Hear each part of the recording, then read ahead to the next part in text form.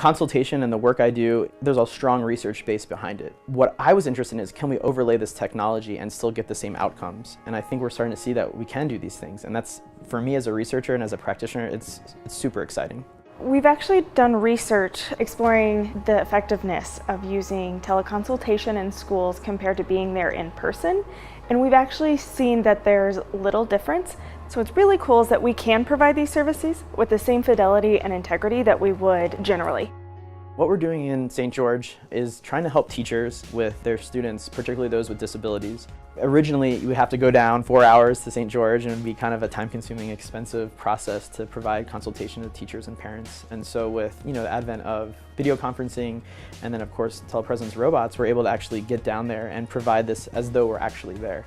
He is in Salt Lake and we're in St. George. It's about 360 miles. So it's not like he can come down here every week and help us. So it's amazing to be able to have him meet with us on a weekly basis with the use of the double.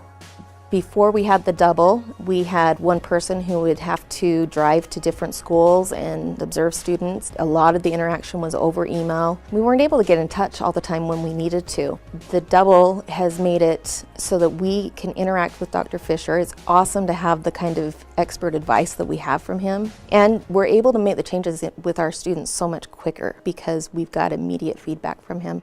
The kids, especially some of them, don't sit still very long, so they're up and they're moving and he can turn to where the kid is at.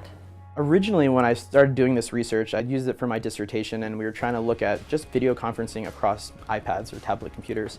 And the problem we ran into was that students move around. And so you have this static hardware that kind of reduces the validity of what we're trying to do. And for us, we wanted to be fully autonomous, as though we're actually there. And so finding telepresence robots really allowed us to do that. With the double, he's able to come in, he moves around and goes wherever he feels like he needs to be and see the things that we're really wondering about.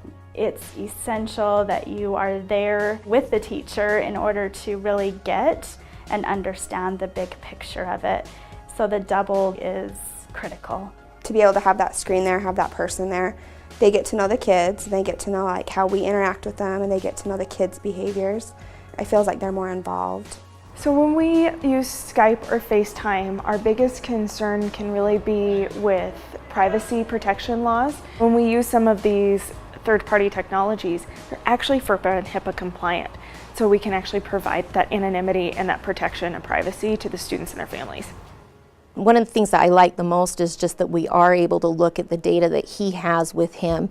We don't have to pull it up on a separate computer. He just projects it onto his screen and has the double screen there that we can look at his data while we're looking at him at the same time.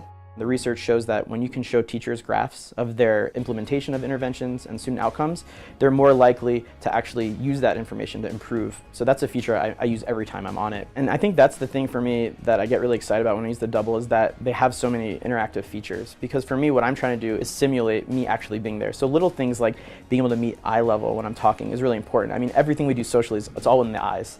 So if I can approximate that a little bit better, we're going to have a more successful interaction. He can make the robot taller or shorter so that we can sit down and talk. It really kind of feels more like a genuine conversation with a person.